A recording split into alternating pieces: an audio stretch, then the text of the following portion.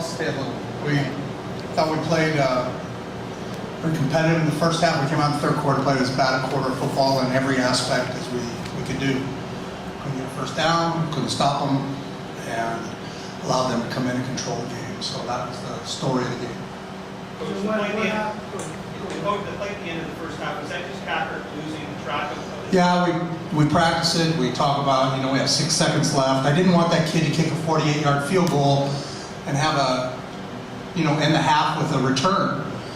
So we had 6 seconds and felt like we could get 10 yards and then go down and give ourselves up and have, 2 seconds to kick a field goal from 37 instead of 47.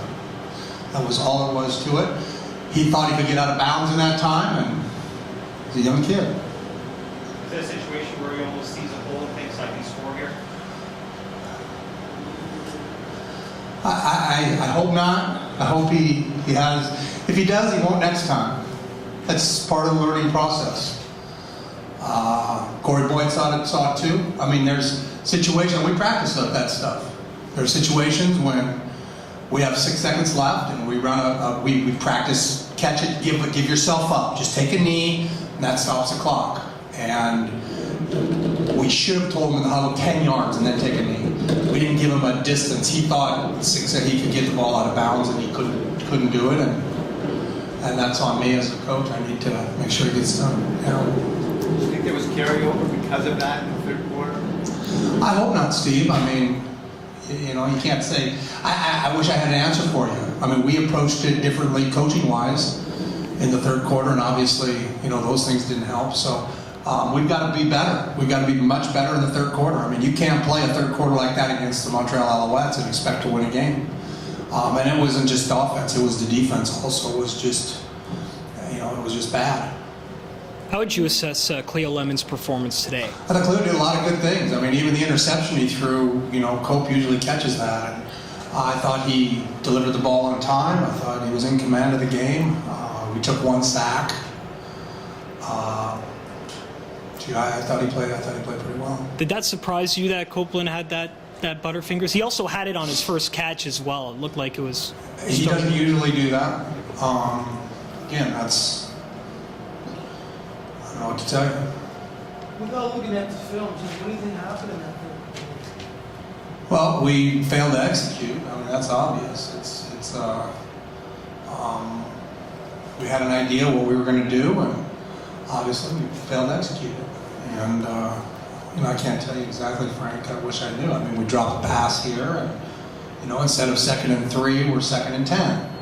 And you can't beat that against this team. You have to be able to catch the ball when it's thrown to you, and you have to be able to, we had a couple penalties that hurt us. We got called for an offsides. It was offsides. I'm not questioning that it was offsides. It was offsides. We got called for an offsides, brought back a 30-yard gain. That hurt us. We had a holding penalty brought back, and that was early in the first half. And then we had the penalty and the holding penalties at the end when we're trying to come back. And obviously, those don't help you. But they were holding penalties. I am not questioning. The penalties were penalties. Darragow's going to talk to the Rogers Center about the situation in the end zone where Jerry slipped on the concrete. I hope so. That's something we'll address. To lose a player to that would be bad. But Andre's a tough coach. He's a tough hombre. He was able to come back from it.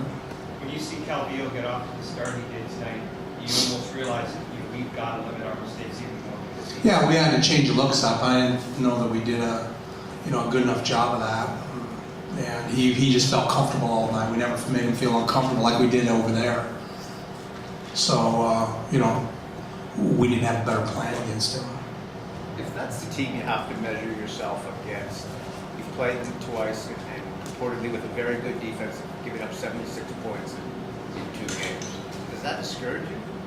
I don't get discouraged. Games are games. I mean, was I discouraged by how we played in the second half? Sure.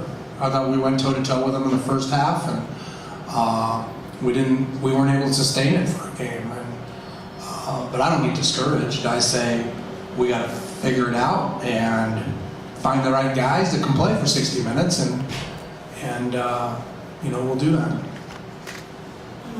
Andre really, he's sort of elevated his game. So he's probably the best. Played very well. Andre, they talk about our receiving core and this and that, and they never include Andre Dury as anything. But Andre Dury is becoming a top player in this league. Let me ask you about Cory Shaw. I thought he really redeemed himself from last week's. The Shank Shaw redemption. Exactly, yeah. Yeah, I thought he kicked much better today. Sorry I stole that from you, huh, Simmons? Is that mine? The Shank Shaw redemption. I wish I could Terry find it. Jones had it Pretty last week. good. Yeah. Oh, he wrote that? Well, that's Jones. I didn't. Somebody told me that. I thought that's It was cute. pretty, It's my favorite movie. Cory to play to the Cory was. We just felt like it was just not worth it with the short week, and now we've got 3 days off before we start practicing for Hamilton, and I would just, with the season as long as it is, not take a chance on it. And Cackard had just, he didn't play badly. He played pretty well, so it was just a decision we made. That was in the best interest of Cory and the team. And Pre wasn't very close. He wasn't able to do anything. So it was going to be Grant, but I wasn't going to tell you that early in the week. What do you Did do you to make explosive? Cleo's performance? Excuse me? What'd you make of Cleo's performance? I thought he did some great things very, very well. I thought his decision making was good. I thought he threw the ball accurately. Missed on a couple deep balls, but took some shots. Again, I thought we dropped a few balls on him. That doesn't help. And when you play defense the way we played, you have to be perfect. And unfortunately, he's not perfect. And that led to a defeat today. Do you foresee having enough footballs for two running backs who could potentially be explosive? I think it's tough for us ratio-wise to play two because we have Andre Dury and because we have Jeff Johnson, because we have Brian Crawford. It's tough for us to dress two American running backs, because then you have to take it from somewhere else, and we're just not cut that way. And so I would doubt that we would ever dress both of them.